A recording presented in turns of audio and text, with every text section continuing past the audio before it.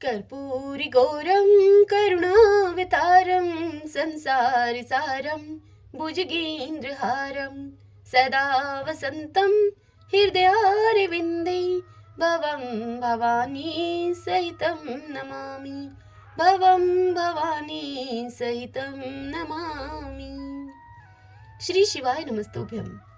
फागुन मास महात्म्य के अध्याय 14 की कथा में हम आज सुनेंगे सारस्वत और कात्यायन संवाद। इस संवाद में दान और त्याग की महिमा का वर्णन हम सुनेंगे। सर्वप्रथम भगवान का स्मरण करते हुए आप सभी बोलिए, श्री उमा महेश्वराभ्याम नमो नमः। भगवान शंकर माता पार्वती की जय। उग्र शर्वा मुनि बोले कि तदंतर अर्जुन ने ब्राह्मणों से घिरे हुए देव पूजित नारद जी के समीप जाकर सबको पृथक पृथक प्रणाम किया। तब नारद जी ने अर्जुन से कहा, हे धनंजय, तुम्हें शत्रुओं पर विजय प्राप्त हो। तुम्हारी बुद्धि धर्म, देवता और ब्राह्मणों की सेवा में निरंतर लगे। हे वीर अर्जुन, 12 वर्ष की यह लंबी यात्रा करते समय तुम्हें कोई कष्ट तो नहीं हुआ? जिसके हाथ, पैर और मन भली भांति संयम में हो तथा जिसकी सभी क्रियाएं निर्विकार भाव से संपन्न होती हों, वही तीर्थ का पूरा फल प्राप्त करता है। यह बात तुम्हें अपने हृदय में धारण करनी चाहिए। हे तात, हम तुमसे क्या कहें? धर्मराज युधिष्ठिर जिसके भाई और भगवान श्री कृष्ण जिसके मित्र हैं, उसे कोई क्या शिक्षा दे सकता है? फिर भी यह उचित है कि ब्राह्मणों के द्वारा मनुष्यों को शिक्षा मिले। भगवान विष्णु ने हमें धर्म गुरु के पद पर स्थापित किया है। ब्राह्मणों के प्रति श्रीहरि ने जो उद्गार प्रकट किया है, उसे तुम सुनो।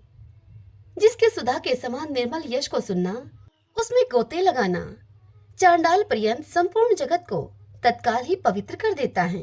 वह मैं विष्णु जो बैकुंठ नाम से प्रसिद्ध हूँ। मुझे यह परम पवित्र कीर्ति आप जैसे उत्तम ब्राह्मणों से ही प्राप्त हुई है। अतः यदि मेरी यह बांह भी आप लोगों के प्रतिकूल चले तो मैं इसे काट डालूंगा। फिर औरों की तो बात ही क्या है। हे कुंती नंदन, मैं तुम्हें कुछ प्रिय समाचार सुनाता हूँ। तुम जिनकी कुशल चाहते हो वे यदुवंशी और पांडव सभी कुशल से हैं। इस समय राजा धृतराष्ट्र की आज्ञा से भीमसेन ने राजा वीर वर्मा को मार डाला है, जो कि सदा ही कौरवों को संताप पहुंचाया करता था। जैसे पहले राजा बलि अत्यंत बलवान और अजय थे, ठीक उसी प्रकार से राजा वीर वर्मा भी समस्त राजाओं के लिए अजय हो गया था। नारद जी के द्वारा कही हुई ये सभी बातें सुनकर अर्जुन को बड़ी प्रसन्नता हुई। वे बोले नारद जी से कि हे मुने, जो ब्राह्मणों की इच्छा के अनुसार चलते और ब्राह्मणों का सदा ही समादर करते हैं, वे अकुशली कैसे हो सकते हैं? मैं सदा संयम नियम से रहकर तीर्थों में विचरण करता हुआ इस तीर्थ में आया हूँ। इससे मेरे हृदय में बड़ा आनंद है। तीर्थों का दर्शन तो धन्य है। उनमें स्नान करने का महत्व दर्शन से भी अधिक है और उनके महात्म्य को सुनना दर्शन और स्नान से भी बढ़कर है, ऐसा और मुनि का कथन है। अतः मैं इस तीर्थ के गुणों का वर्णन सुनना चाहता हूँ आपसे। यह सुनकर नारद जी ने अर्जुन से कहा, हे कुंती नंदन, तुम स्वयं गुणी हो, इसीलिए गुणों को पूछते हो तुम। यह तुम्हारे लिए सर्वथा उचित ही है। गुणी पुरुषों में ही धर्म से उत्पन्न होने वाले गुणों को सुनने की इच्छा होनी संभव है। साधु पुरुषों की आयु प्रतिदिन धर्म की बातें सुनने और धर्म तथा ईश्वर के कीर्तन करने में ही बीतती है, परंतु पाप आत्मा पुरुषों की आयु सदा ही बुरी चर्चाएं करने में ही व्यर्थ नष्ट होती हैं। इसलिए मैं इस तीर्थ के जो जो बहुत से गुण हैं, उन सभी का तुमसे वर्णन करूंगा। हे अर्जुन, पहले समय की बात है, मैं कपिल जी के पीछे पीछे तीनों लोकों में विचरता हुआ एक दिन ब्रह्मलोक में चला गया। वहां मैंने लोक पितामह ब्रह्मा जी का दर्शन किया और उन्हें प्रणाम करके कपिल देव जी के साथ प्रसन्नता पूर्वक मैं वहां बैठा। ब्रह्मा जी ने स्नेहपूर्ण दृष्टि से मेरी ओर देखकर ही मानो कि मेरा स्वागत किया था। इसी समय वहां पर कुछ ब्राह्मण पधारे, जो कि सदा ही जगत स्थिति को देखने के लिए लोकहित के उद्देश्य से भ्रमण करते रहते हैं। वे भी जब प्रणाम करके ब्रह्मा जी को वहां पर बैठ गए, तब पितामह ने अपनी अमृतमय दृष्टि से देखकर उन्हें आनंद मगन करते हुए उनसे पूछा। ब्रह्मा जी ने उन ब्राह्मणों से पूछा, हे ब्राह्मणों, तुमने कहाँ कहाँ भ्रमण किया है? क्या क्या देखा और क्या क्या सुना है तुमने? यदि कहीं कोई अद्भुत बात हो तो मुझे बताओ। उनके इस प्रकार पूछने पर वे सुशर्वा नाम वाले ब्राह्मण ब्रह्मा जी को मस्तक झुकाकर ब्रह्मा जी से इस प्रकार बोले। सुशर्वा ब्राह्मण ब्रह्मा जी से बोले कि भगवान, सर्वज्ञ प्रभु के सामने किसी बात का विज्ञापन करना वैसा ही है जैसा कि सूर्य के आगे दीपक दिखाना। फिर भी पुण्य के लिए आपने हमें कुछ कहने की आज्ञा दी है, इसलिए अवश्य ही कुछ निवेदन करना उचित है। कात्यायन नाम के एक मुनि थे जिन्होंने बहुत से धर्मों का श्रवण करके उनका सार तत्व जानने की इच्छा से एक अंगूठे के बल पर खड़े होकर 100 वर्षों तक तपस्या की। तदंतर दिव्य एक आकाशवाणी हुई। वहां आकाशवाणी ने कहा, हे कात्यायन, तुम परम पवित्र सरस्वती नदी के तट पर जाकर सारस्वत मुनि से पूछो। सारस्वत मुनि धर्म के तत्व को जानने वाले हैं, वे तुम्हें सारभूत धर्म का उपदेश करेंगे। यह सुनकर मुनिवर कात्यायन मुनि श्रेष्ठ सारस्वत के पास गए और भूमि पर मस्तक को रखकर उनको प्रणाम करके अपने मन की शंका इस प्रकार उनसे पूछने लगे। कात्यायन मुनि बोले, हे महर्षि, कोई सत्य की प्रशंसा करते हैं, कुछ लोग तप और सोचाचार की महिमा को गाते हैं, तो कोई सांख्य अर्थात ज्ञान की सराहना करते हैं, कुछ अन्य लोग योग को महत्व देते हैं, तो कोई क्षमा को श्रेष्ठ बतलाते हैं, कोई इंद्रिय संयम और सरलता को, तो कोई मौन को सर्वश्रेष्ठ कहते हैं, कोई शास्त्रों के स्वाध्याय की, तो कोई सम्यक ज्ञान की प्रशंसा करते हैं, तो कोई वैराग्य को उत्तम बतलाते हैं, तो कुछ लोग अग्निष्टोम आदि यज्ञ इस कर्म को श्रेष्ठ मानते हैं, तो दूसरे लोग मिट्टी के ढेले, पत्थर और स्वर्ण में संभाव रखते हुए आत्मज्ञान को ही सबसे उत्तम समझते हैं। कर्तव्य और अकर्तव्य के विषय में प्राय लोक की यही स्थिति है। अतः सबसे श्रेष्ठ क्या है, यह विचार करने वाले मनुष्य बहुधा मोह को ही प्राप्त होते हैं। हे मुने, आप सर्वज्ञ हैं। अभी बताए गए कार्यों में जो सर्वोत्तम महात्मा पुरुषों के द्वारा भी अनुष्ठान करने योग्य तथा सब पुरुषार्थों का साधक हो, वह मुझे बताने की कृपा कीजिए। यह सुनकर सारस्वत मुनि बोले कात्यायन मुनि से कि हे ब्राह्मण, माता सरस्वती ने मुझे जो कुछ बतलाया है उसी के अनुसार मैं सार तत्व का तुमसे वर्णन करूंगा। तुम ध्यान पूर्वक सुनो। यह संपूर्ण जगत छाया की भांति उत्पत्ति और विनाश रूप धर्म से युक्त है। धन, यौवन और भोग यह जल में प्रतिबिंबित चंद्रमा की भांति चंचल है। यह जानकर और इस पर भली भांति विचार करके भगवान शंकर की शरण में जाना चाहिए और दान भी करना चाहिए। किसी भी मनुष्य को कदापि पाप नहीं करना चाहिए, ऐसी वेद की आज्ञा है। श्रुति भी यही कहती है कि महादेव जी का भगत जन्म और मृत्यु के बंधन में नहीं पड़ता। पूर्व काल में सावर्णी मुनि ने जो 2 गाथाएं गान की हैं, वह गाथाएं तुम सुनो। भगवान धर्म का नाम वृष है, वे ही जिनके वाहन हैं। उन महादेव जी की यदि पूजा की जाती है तो वही सबसे महान धर्म कहा गया है, जिसमें दुख रूपी भंवर उठता है, अज्ञान में प्रवाह बहता रहता है। धर्म और अधर्म ही जिसके जल हैं, जो क्रोध रूपी कीचड़ से युक्त है, जिसमें मद रूपी ग्राह निवास करता है, जहां लोभ रूपी बुलबुले उठते रहते हैं। अभिमान ही जिसकी पाताल तक पहुंचने वाली गहराई है, सत्व गुण रूपी जहाज जिसकी शोभा को बढ़ाता है। ऐसे संसार समुद्र में डूबने वाले जीवों को केवल भगवान शंकर ही पार लगाते हैं। दान, सदाचार, व्रत, सत्य और प्रिय वचन, उत्तम कीर्ति, धर्म पालन तथा आयु पर्यंत दूसरों का उपकार, इन सार वस्तुओं का इस असार शरीर से उपार्जन करना चाहिए। राग हो तो धर्म में, चिंता हो तो शास्त्र की, व्यसन हो तो दान का। ये सभी बातें उत्तम हैं।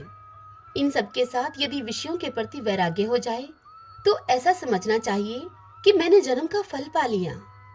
इस भारतवर्ष में मनुष्य का शरीर जो कि सदा ही टिकने वाला नहीं है, उस मनुष्य शरीर को पाकर जो अपना कल्याण नहीं कर लेता, उसने दीर्घ काल तक के लिए अपने आत्मा को धोखे में डाल दिया है।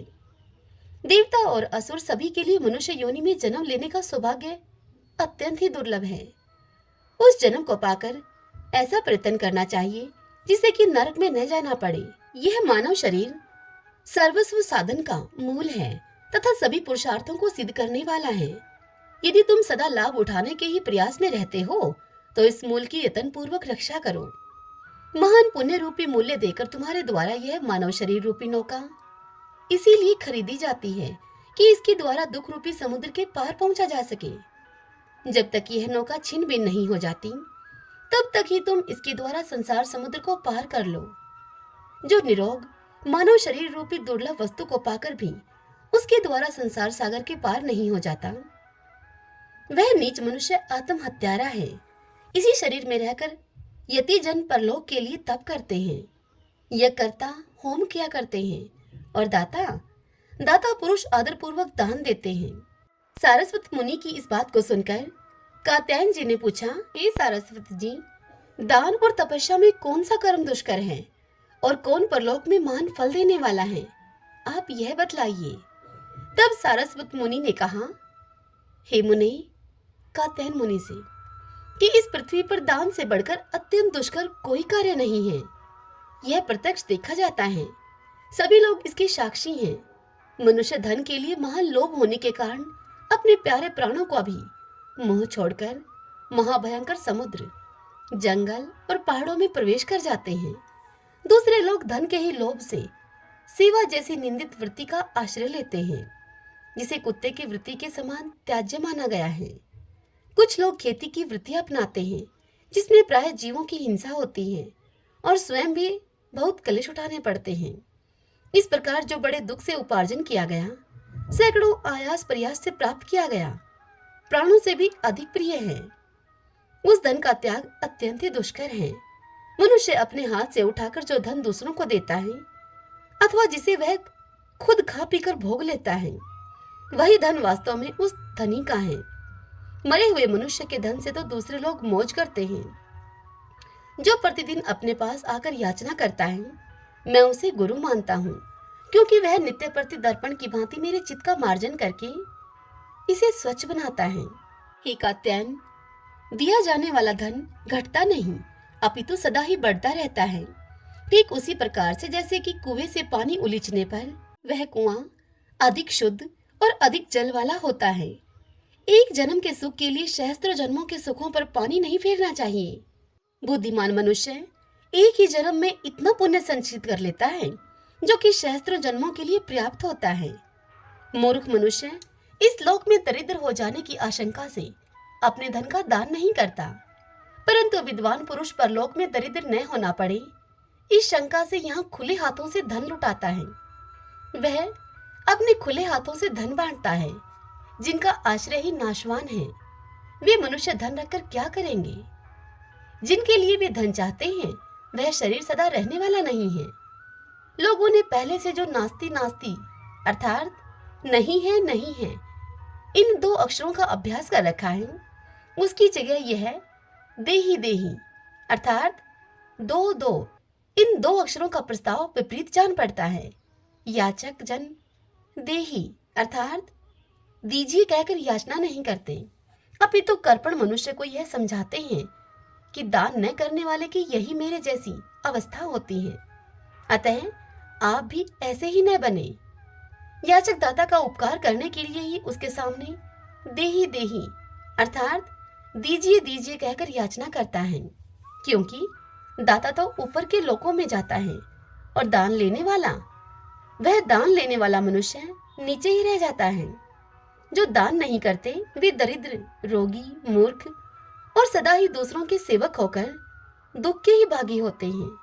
जो धनवान होकर दान नहीं करता और दरिद्र होकर कष्ट सहन रूप तप से दूर भागता है, इन दोनों को गले में बड़ा भारी पत्थर बांधकर जल में छोड़ देना चाहिए।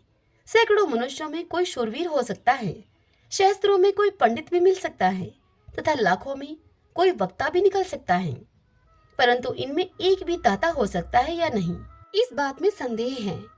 कात्यायन, गौ, ब्राह्मण, वेद, सती स्त्री, सत्यवादी पुरुष, लोभी तथा दानशील मनुष्य, इन सातों के द्वारा ही यह पृथ्वी धारण की जाती है। उशिनर देश के राजा शिवी ब्राह्मण के लिए अपने शरीर को देकर स्वर्गलोक में चले गए तथा विदेह नरेश निमि ने अपना संपूर्ण राज्य, परशुराम जी ने अपनी सारी पृथ्वी तथा राजा गय ने नगरों के सहित समूची पृथ्वी ब्राह्मणों को दान कर दी। एक समय जब बहुत दिनों तक मेघों ने वर्षा नहीं की, तब वशिष्ठ मुनि ने सब प्राणियों को उसी प्रकार से जीवित रखा जैसे कि प्रजापति समस्त प्रजा के जीवन की रक्षा करते हैं। बुद्धिमानों में श्रेष्ठ पांचाल नरेश ब्रह्मदत्त ने श्रेष्ठ ब्राह्मणों को शंख निधि प्रदान करके स्वर्गलोक को प्राप्त किया। ये तथा और भी बहुत से राजऋषि जो कि शांतचित्त और जितेंद्रिय थे, उन्होंने दान और शिव भक्ति के प्रभाव से रुद्रलोक को प्राप्त किया। जब तक यह पृथ्वी टिकी रहेगी तब तक इन सब की कीर्ति स्थिर है। ऐसा विचार करके तुम सारभूत धर्म के अभिलाषी होकर भगवान शंकर की प्रसन्नता के लिए सदा ही दान करते रहो। सारस्वत जी की इस बात को सुनकर कात्यायन मुनि वह भी मोह को त्याग कर वैसे ही हो गए। श्री शिवाय नमस्तुभ्यं, श्री शिवाय नमस्तुभ्यं। आज की यह कथा यहीं पर पूर्ण हुई। इससे आगे की कथा कल की कथा में हम सुनेंगे। नारद जी के द्वारा धर्म वर्मा के दान संबंधी जटिल प्रश्नों का समाधान। आज की यह कथा आप सबको कैसी लगी? कमेंट बॉक्स में हर हर महादेव लिखकर और इस वीडियो को लाइक करके आप मुझे जरूर बताइए। हरे कृष्णा, जय भोलेनाथ।